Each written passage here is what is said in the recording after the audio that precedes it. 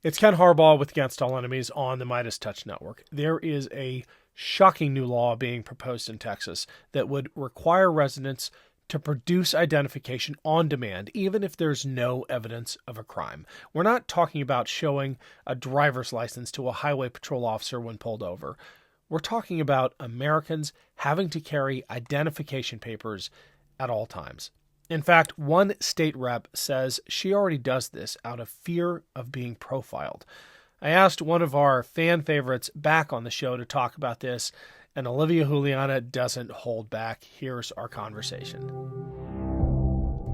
Olivia Julianna, great to have you back. I wanted to talk to you today because there's this insane story out of Texas, and I think you've got the Texas colors on. Am I right? I don't see the full frame, but that looks like a Sure very do. Texas shirt. Awesome. My parents are at a small town just outside San Antonio, so I think some folks know I have a special attachment to Texas. But there is this insane story about Senate Bill 4, and it was brought to my attention from this story about State Rep Victoria Criado, who says, I mean, this is a democratically elected representative serving in Austin who carries her passport with her all the time in the United States because she is afraid of having to prove her identity. And now there is an attempt to codify that kind of repression. And as a student of history, my thoughts immediately go back to, I mean, pick your totalitarian regime, but papers, please is an expression that should send chills down the spine of any freedom loving American. Yeah, I mean this story really it's twofold. So there's two reasons why she could be saying this or doing this to protect herself. The first reason is this bill that just passed through the Texas legislature, HB4 SB4, which, like you said, it very much is a show me your papers bill. It empowers police officers in the state of Texas to essentially act as federal immigration officers, which is not only unprecedented, but it is unconstitutional because it gives them the power to racially discriminate against minorities and target people who are suspected of being migrants. Well, then the question is posed there, well, what does a migrant look like? And that is where the racial discrimination aspect of this comes into play. The second reasoning for this could be, you said yourself, this is a lawmaker who, when session is going on, she is in the city of Austin. The city of Austin right now, currently, not only do they have the Austin Police Department, but they also have over, I believe, 100 Department of Public Safety officers who routinely patrol the city under the directives of Governor Abbott. And why that happened is when Mayor Kirk Watson was elected, he decided that he wanted to do this partnership with the Department of Public Safety, with Governor Abbott, to bring those officers into the city. And what ended up happening is we saw a huge uptick in the misdemeanor arrests and the altercations with police officers, specifically within the Latino community. And so the city of Austin, the city council, actually decided to dissolve that partnership and to remove the patrols from the city of Austin. And Governor Abbott actually came in and said, well, you actually don't have the power to do that. I'm the person that oversees the Department of Public Safety, so I'm actually going to send 75 more DPS officers into the city. So now, not only do you have HB4 that has gone into effect, which allows for any officer of the law in the state of Texas to racially profile people, but you also now, in the city of Austin, have an influx of police officers who are not overseen by the city, who are not overseen by the mayor, who are specifically given their directives by Governor Abbott. And this just plays into this entire theme of this is a special session agenda item, which means that in order for this to come up in this special session, Governor Abbott had to put it on the agenda. So this is not the agenda of the people. This is not the agenda of the voters. This is truly the agenda of Governor Abbott, of his donors, and of the people who were steering the politics within the Republican Party of Texas.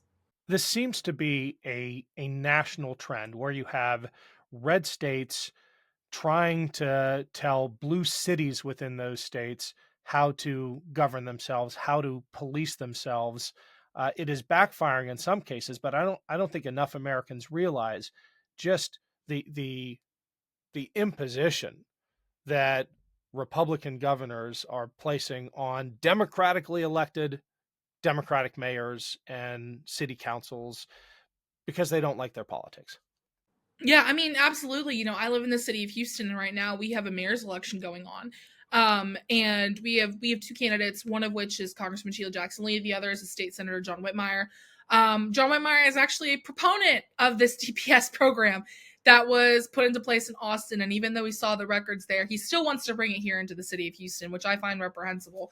But here in Houston in particular, it's also in Harris County, which is the largest, bluest county in the state of Texas. And the state legislature has routinely passed and prioritized bills specifically to affect Houston and Harris County because of the electoral possibilities that will come from this county. A lot of election laws come into mind. There was an election bill in particular that changed the way that elections function in Harris County. And the way that the bill was written is it was specifically said counties with a population of over, I want to say 2.5 million. And the only county in the state of Texas that applies to is Harris County. And so it's not just, targeting these big blue cities. It really is subverting the will of the voters because in these cities, you have, democratically elected mayors, you have democratically elected city councils, but you also have county commissions, which have a substantial amount of power, especially in relations to money coming down from the federal government. So it's very much sinister in the way of we're going to try to subvert your elections, but we're also going to try our best to ensure that you don't get access to the programs and materials and resources that you need as a way of punishment, really. And that's the theme that we constantly see coming out of Austin, that we constantly see coming out of the governor's mansion, which is if you are not following the agenda of Greg Abbott, the Defend Texas Liberty PAC, of Tim Dunn, and these other donors, then your bills are going to get vetoed. You're going to be called back for a special session. And we're going to primary you, which is what's happening right now. There is a civil war in the Republican primaries happening here in Texas because there are Republicans who are not conservative enough because they would not vote on vouchers and they decided instead to protect Texas public schools. So now they're trying to remove them from office. And that's just the theme that we see constantly here in Texas. Thanks for listening, everyone. I've got a quick break here, but I need a favor first. Shows like this depend on your support. Please, if you can spare 5 seconds, click the link to the podcast version of the show below and leave us a 5-star review. It really does help. Thanks. I think the first indicator we had of that outside of Texas, I've been paying attention to the voucher debacle and all that, but it was the acquittal of AG Paxton. That was the first time it really blew up on the national scene, just how rancorous this civil war within the Texas Republican Party is. But I want you to help us understand the moral implications of that for the Republican Party writ large. This is a clearly corrupt AG, Attorney General, top law enforcement officer in the state of Texas, clearly corrupt, indicted by his own side in the House of Representatives, and they let him off in the Senate. Why did they do that? And what does that say, not just about Texas's Republican Party, but Republicans around the country? So Ken Paxton has been under federal indictment the entire time he has been Attorney General of the state of Texas. And what happened here was essentially the Defend Texas Liberty PAC is a far-right PAC here in the state of Texas that has largely decided the agenda of the Republican Party. They are the ones putting up a lot of this money in these different elections that have been going on. And essentially what happened is this all really came up because of the impeachment of Ken Paxton. The Speaker of the Texas House, his name is Dade Phelan. He is a little bit more center than some of these other Republicans. He's willing to work with Democratic elected officials and committees. And that was a problem for them because why are you wanting to work with Democrats if you are the Speaker of the House? That's antithetical to what the conservatives want in Texas, despite the fact that they have passed all their conservative agenda items with pretty much flying colors. But what happened is it was put to a vote, and the Defend Texas Liberty PAC started to threaten people. They said, if you vote for this impeachment, we're going to primary you. And that's where you see a lot of these primaries in the state house coming from. That same PAC then went to the Texas Senate. And in the state of Texas, an impeachment trial is overseen by the lieutenant governor as the president of the Senate. Lieutenant Governor Dan Patrick, it comes out the day that the impeachment trial is going to begin. I believe 2 days later, Dan Patrick receives $3 million from the Defend Texas Liberty PAC, which is, keep in mind, the same PAC that had been threatening people that if you vote to impeach Ken Paxton, we will primary you out of office. So Ken Paxton is being impeached in the Texas Senate, where, by the way, his wife is also a Texas state senator. And the judge overseeing the trial receives $3 million from one of the largest, most corrupt pro-Ken Paxton PACs in the entire state, if not one of the most corrupt in the entire country.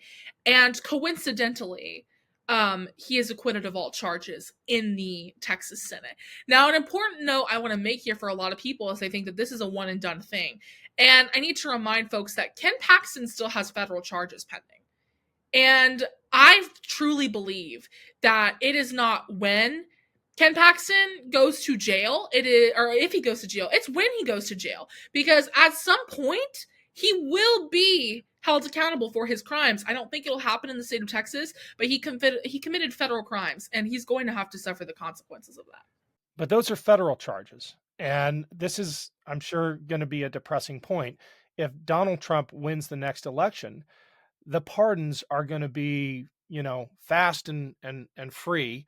And Trump was Ken Paxton's biggest champion. I think he loved the fact that he was corrupt. He saw a kindred spirit in Ken Paxton and defended him all the way, and was one of the first people to congratulate him after the Senate acquitted him.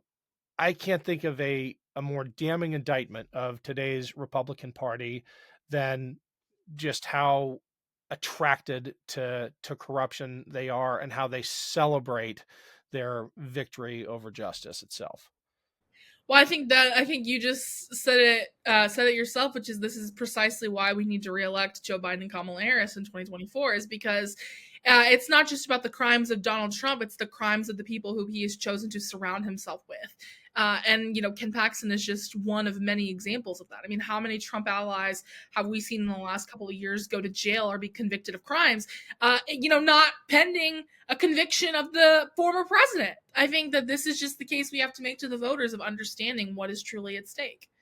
Talk about that. You have this viral tweet out talking about the stakes. I can't think of very many people who think Joe Biden is a perfect president, but the stakes of a purity test in this case are almost too high to imagine.